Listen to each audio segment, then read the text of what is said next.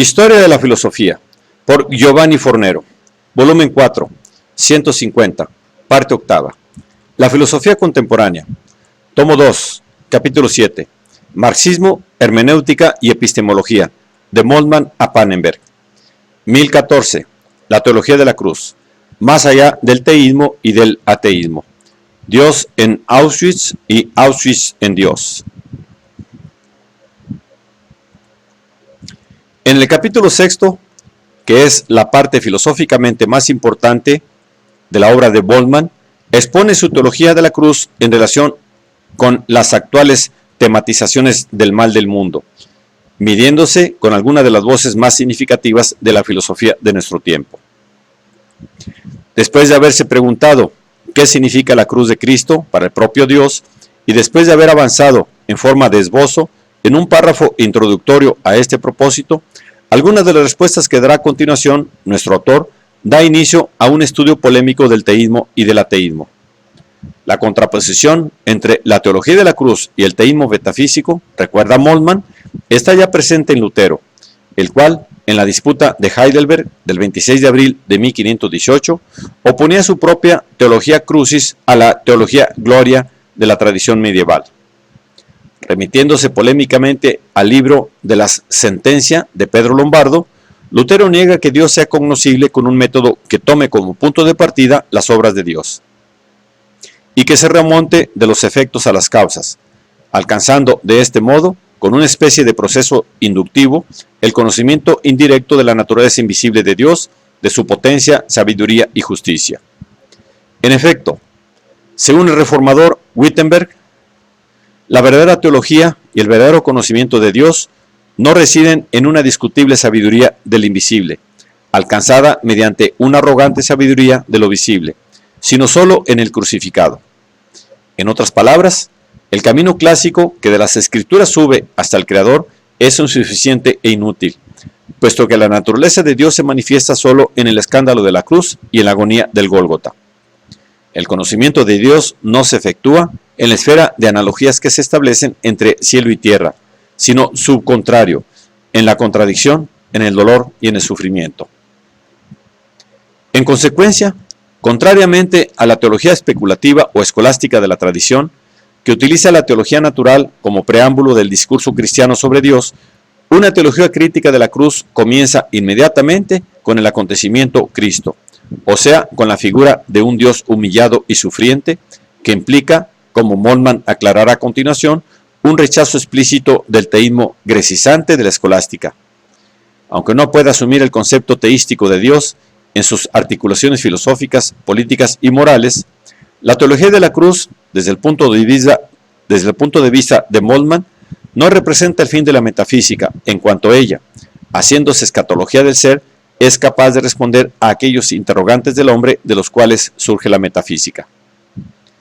Análogamente al teísmo, el cual parte del presupuesto de que lo creado es imagen del Creador y por lo tanto se remonta del mundo a Dios mediante un sistema de pruebas o de argumentos filosóficos, también el ateísmo metafísico ve el mundo como un espejo de la divinidad. Pero en este espejo roto de un mundo absurdo e injusto, en el cual triunfa el mal y donde sin razón y sin fin está presente el sufrimiento de los hombres, no ve el rostro de Dios, sino solamente las muecas del absurdo y de la nada. En otros términos, también el ateísmo se remonta inductivamente desde el estar aquí, Dasein, y el modo de ser, Sosein, del mundo finito a Dios.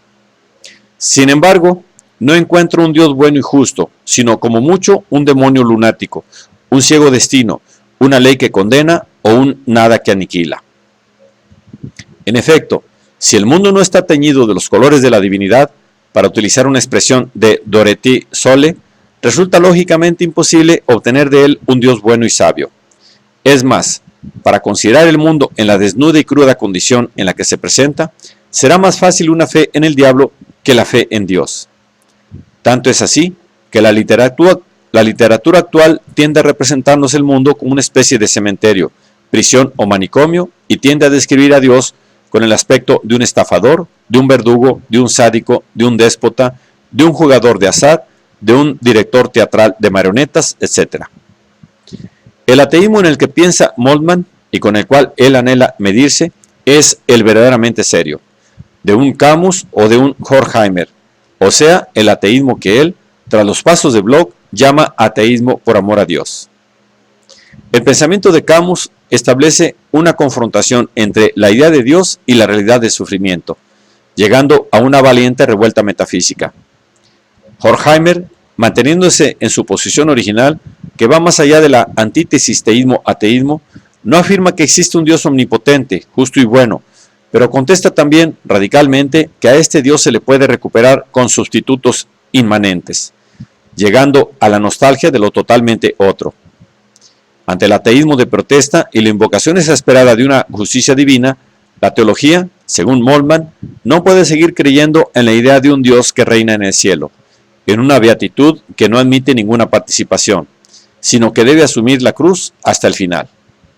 Ahora, el problema que plantea la cruz de Cristo es el problema de la inmutabilidad divina. ¿Puede Dios sufrir y morir? En la cristología del pasado apenas se planteaba este problema. Se disparaba un característico bloqueo intelectual que tenía su origen en el concepto filosófico de Dios. El ser divino es incorruptible, inmutable, indivisible, incapaz de padecer y de morir, mientras que el ser humano es, en cambio, corruptible, mutable, divisible, capaz de sufrimiento y de muerte. A menudo la dificultad se esquivaba con la teoría de las dos naturalezas y de la communicatio idiomatum, consistente en el cambio de las características humanas y divinas que pueden ser atribuidas a Jesucristo en cuanto verbo encarnado, o sea, como un modo de pensar basado en el axioma platónico de la apatía existencial de Dios y en la persuasión según la cual un Dios sufriente sería por fuerza un no Dios. Polemizando con este modo de concebir a Dios, que entre otras cosas llevará al propio Tomás a sostener que afligirse por la miseria de otros no es propio de Dios. Moltmann, partiendo de Lutero, pero procediendo más allá de Lutero, afirma abiertamente la posibilidad del cambio y por lo tanto del sufrimiento en Dios. Ya en alguna página anterior había afirmado: si durante tanto tiempo los teólogos han visto en la figura de Cristo el rostro impasible y frío del Dios platónico, al cual se añadirían algunas facciones sacadas de la ética estoica, ha llegado por fin un momento de diferenciar netamente, a la luz de la fe cristiana, entre el Padre de Jesucristo y el Dios de los paganos y de los filósofos. El teísmo dice que Dios no puede sufrir, no puede morir, y esto lo afirma para dar un refugio válido al ser que sufre y muere. La fe cristiana, en cambio, afirma que Dios sufrió en la pasión de Jesús. Dios murió en la cruz de Cristo. Y todo esto para que nosotros viviéramos y resurgiéramos en su futuro. Ahora, después de haber repetido que Dios y sufrimiento ya no suenan contradictorios, sino que el ser Dios está en el sufrimiento y el sufrimiento en el ser mismo de Dios, Moltmann aclara cómo el dolor de Dios no nace de una carencia de ser, sino del sufrimiento que es acompañado por el amor. Quien es capaz de amar es también capaz de sufrir, porque se abre a un sufrimiento que presupone el amor, por más que superándolo en virtud de este amor. La negación legítima de una capacidad de sufrimiento en Dios, el cual no admite carencias de ser, no puede conducir a una negación de su capacidad de sufrimiento derivada de su plenitud de ser, o sea, de su amor.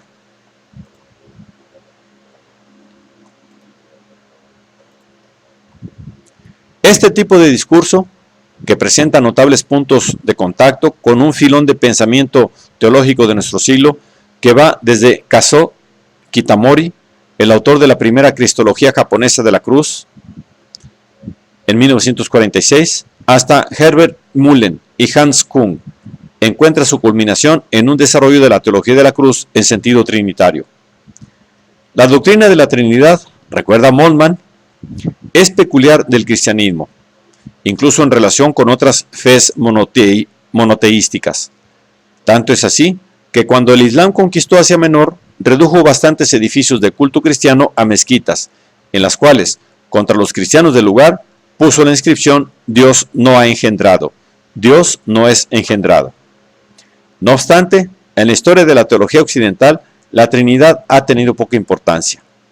A pesar de ello, insiste nuestro autor, la Trinidad es la esencia de Dios y la esencia de Dios es la Trinidad. Pero el lugar de la Trinidad es la cruz, hasta el punto de que la teología de la cruz debe ser la doctrina de la Trinidad y la doctrina trinitaria debe ser la teología de la cruz. En efecto, a través de un análisis teológico de las fórmulas paulinas de la entrega o del abandono, Moltmann muestra cómo la cruz coincide con el hecho mismo de la Trinidad.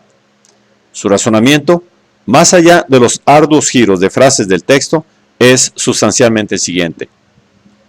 Sobre la cruz, el Padre y el Hijo se constituyen como tales, en su diferencia en virtud del abandono.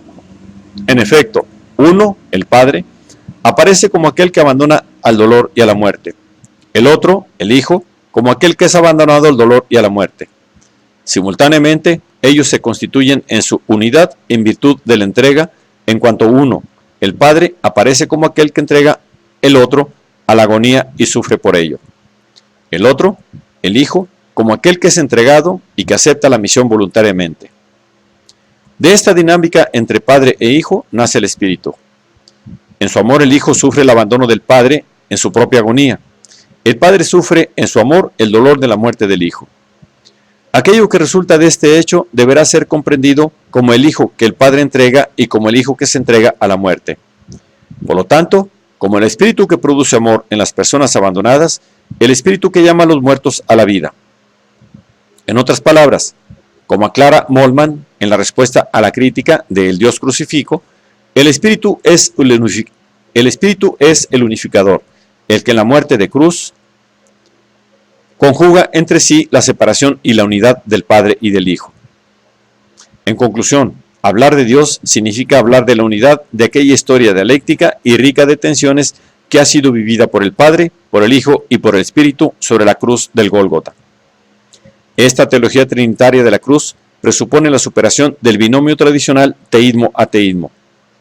El teísmo piensa a Dios en detrimento del hombre y como tal ha de ser cristianamente repudiado. El rechazo de un Dios inhumano, de un Dios sin Cristo, se impone absolutamente por la fuerza de la cruz a aquellos fieles que han alcanzado una situación de libertad. Aquí está el derecho del ateísmo cristiano. A su vez, el ateísmo piensa el hombre en detrimento de Dios, y de este modo desemboca en el antropoteísmo, esto es, en una especie de divinación del hombre desconocedora de sus límites existenciales. Desde este punto de vista, el resultado del ateísmo es aún más inhumano que el del teísmo. Los antropoteístas de la era moderna, de Feuerbach a Rilke, de Marx a Bloch, tan entusiastas en heredar el patrimonio de la religión, no han considerado los lados oscuros de un mal que se oculta en el hombre o las aporías del sufrimiento presente en el mundo. La teología trinitaria de la cruz permite también, según nuestro autor, proceder más allá del ateísmo serio y trágico de un Camus o de un Horkheimer, en cuanto ella, aún partiendo de la constatación del mal y de la injusticia, se esfuerza en recomprender el dolor del mundo en la cruz de Cristo y en el acontecimiento mismo del Dios Trinidad. En efecto, solo la cruz permite concebir a Dios como aquel que ha asumido totalmente sobre sí mismo el drama del sufrimiento y la angustia humana de sentirse abandonado por Dios. Haciéndose hombre en Jesús de Nazaret, Dios no se sumerge solamente en la finitud del hombre, sino también con la muerte en la cruz, en la situación de abandono de Dios que el hombre experimenta. En consecuencia, solo la cruz hace que lo negativo deje de ser dato absurdo para llegar a ser panteísticamente un momento mismo de la vida de Dios. Una teología trinitaria de la cruz percibe a Dios en lo negativo y por lo tanto lo negativo en Dios. Y en ese sentido dialéctico es panteístico. En otros términos, solo el misterio de la cruz, según Moltmann, hace que la historia de Dios se configure al mismo tiempo como historia de la historia, o sea, como acontecimiento que engloba en sí la historia de la humanidad, haciendo la función ante ella de factor ontológico de redención y de instrumento gnoseológico de interpretación. La historia de Dios concreta en la muerte, en la cruz de Jesús, en el Gólgota, contiene pues todas las profundidades y abismos de la historia humana y podrá ser comprendida como la historia de la historia. Cada historia humana, por más que señalada por la culpa y por la muerte, es superada en esa historia de Dios, es decir, en la Trinidad, e integrada en el futuro de la historia de Dios. No existe ningún sufrimiento que en la historia de Dios no sea sufrimiento de Dios, como no existe ninguna muerte que no haya llegado a ser muerte de Dios en la historia del Gólgota. Por lo cual, no existirán tampoco vida, felicidad y alegría que no sean integradas mediante su historia en la vida eterna, en la alegría infinita de Dios. El pensar en Dios en la historia desemboca siempre en el teísmo y en el ateísmo. El pensar en la historia de Dios hace trascender hacia la nueva creación. Por todos estos motivos, la teología trinitaria de la cruz se configura también como la única y auténtica teología después de Auschwitz, haciendo de sus sufrimientos el sufrimiento mismo de Dios. Al final del capítulo 6, en la que es quizás la página más bella e inspirada de su libro, Moltmann explica en efecto: una teología después de Auschwitz puede parecer imposible o sonar a blasfemia a aquellos que se contentan con el teísmo o con las creencias de su infancia, o que han perdido la fe. Quien así tuviera que topar contra problemas insolubles y entrar en el camino de la desesperación, debe tener presente que en Auschwitz se ha rezado el Shema de Israel y el Padre Nuestro. Pero mantengámonos en lo concreto y pensemos en los mártires. A propósito de estas personas, de estas víctimas mudas, podemos decir, en sentido realmente figurado, que Dios mismo pende de la horca. Y si lo afirmamos con seriedad, deberíamos también añadir que, como la cruz de Cristo, así también el lager de Auschwitz se encuentra en Dios mismo. Esto es, ha sido asumido en el dolor del Padre, en la entrega del Hijo y en la fuerza del Espíritu. Esto no comporta la más mínima justificación de aquello que ha pasado en aquel campo de concentración, de las atrocidades sufridas por las víctimas. Solo con la resurrección de los muertos, de los asesinados y de los gaseados, solo con la curación de los angustiados y martirizados en vida, solo con la demolición de todo poder y dominio, con la aniquilación de la muerte, el Hijo entregará el reino al Padre. Entonces Dios cambiará su propio dolor en la alegría eterna. Es en estos términos que se anuncian el cumplimiento de la historia trinitaria de Dios y el fin de la historia del mundo, la superación del sufrimiento y el cumplimiento de la historia de esperanzas de la humanidad.